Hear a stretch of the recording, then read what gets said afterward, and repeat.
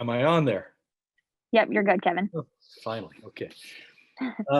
Bruce, when Taylor came aboard a couple of weeks ago, he said that he, to be perfectly honest, that he wasn't all that confident right now and not feeling good about his game. I'm curious from your vantage point, how are you feeling about his game right now? Is he emerging in both game and personality? Yeah, I think he's a quiet guy by nature. He seems to be loosening up around the guys. It's, everyone goes at their own pace when they come into a new dressing room. So that part is kind of,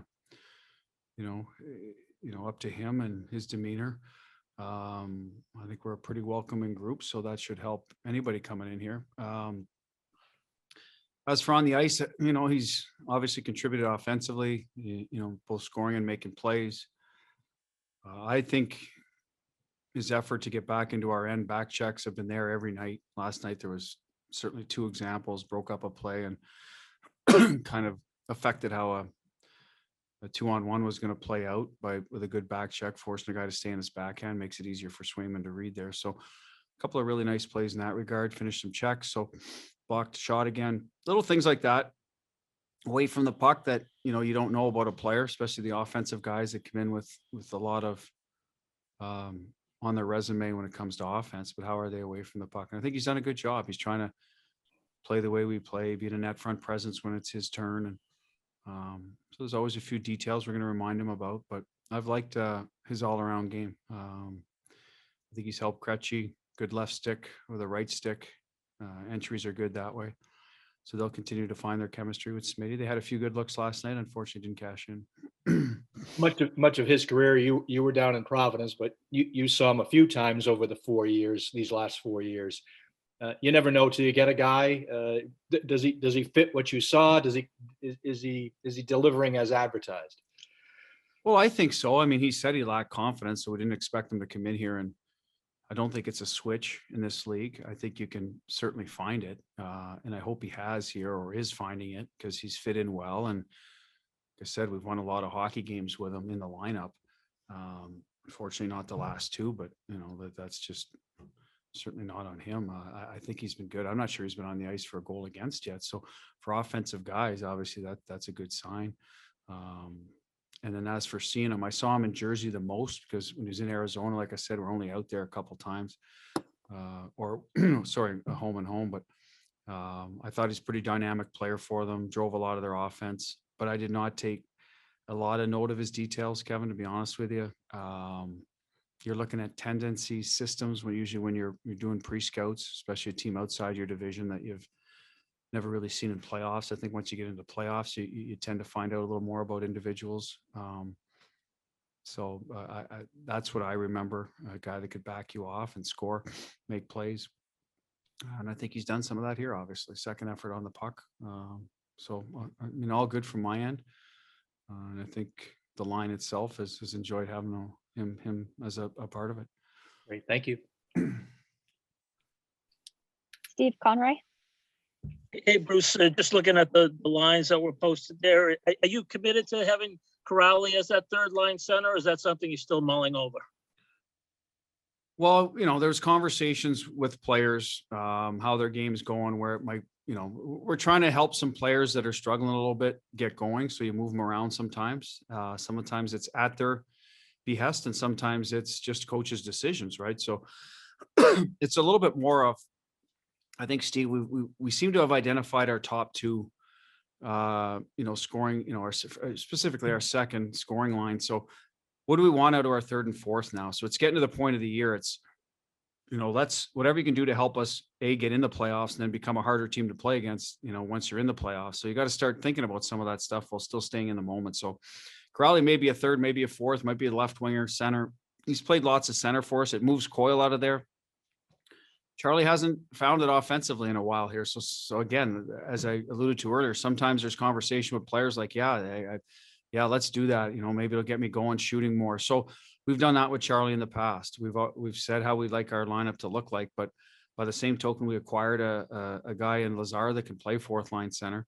Let's see where he's at. Maybe he becomes, a guy that moves up later if Charlie's good on the wing. There's a lot of different options there. So to label them third line versus fourth, I think those players in our bottom six, we're trying to define them as, certain types of energy guys, be physical, chip in offensively.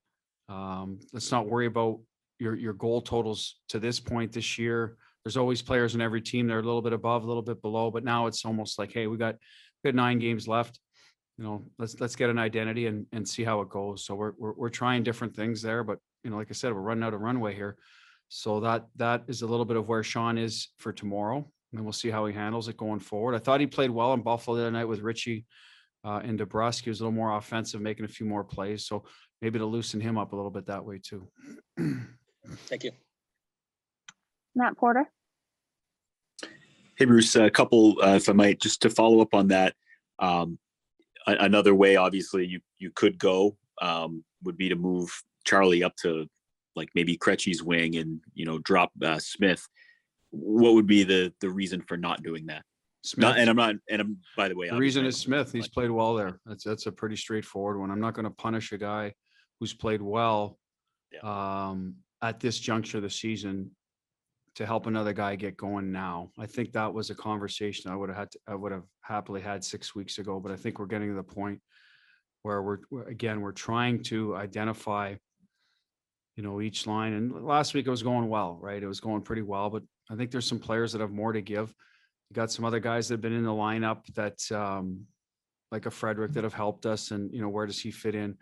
So there's different things that go into it, but that would be the reason for that. I just don't want to mess with that line because, Taylor Hall's new to it too, right? I mean, that, with Kretsch. So I think it's been a good fit over there. So we're going to leave those 6 alone. Okay.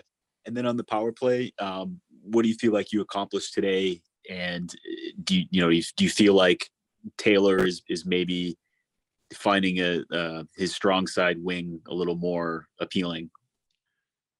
Yeah, I don't know. He's been on the other side probably more in his career, at least the video that I watched. So it's a little bit of, hey, we got a righty up top, we got a righty in the bumper and a righty through the seam with Krejci. So maybe having a left stick over there feeding those guys is something we need to look at.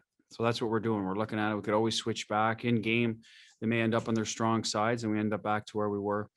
But that was what we were looking at today. Maybe a little different format for Pittsburgh. As opposed to a 1-3-1, maybe a little more of a spread look because they like to be aggressive up high. So just some different things for situation and for going forward. So I think Taylor's a good player, and good players tend to find their way no matter where they are in the power play, as long as they get their touches. But that's the thinking behind it. It's a left stick feeding some of those right shot one-timers. It gets Kretsch back over on the elbow where he prefers to shoot from there than the strong side. So, at the end of the day, it's about getting some rubber to the net and scoring goals on it, right? So if that means Smith and Krejci do more of the shooting and Hall the passing, as long as it ends up at the net and hopefully in the net, then I'm all for that. Okay. And then do you expect Miller tomorrow? Yep. Yeah, it's a maintenance day for him. He tends to take days after games. He tries to just do some maintenance work on his leg. Thanks. Chris Ryan. Hey, Butchie, how are you? Good. Want to ask you a little about the division and your sense as to the quality of the division. Do you feel the top 4 teams are kind of interchangeable at this point in terms of playing against one another? And also, is there concern about Pittsburgh perhaps getting away a little bit from you guys if they get 2 points tomorrow night?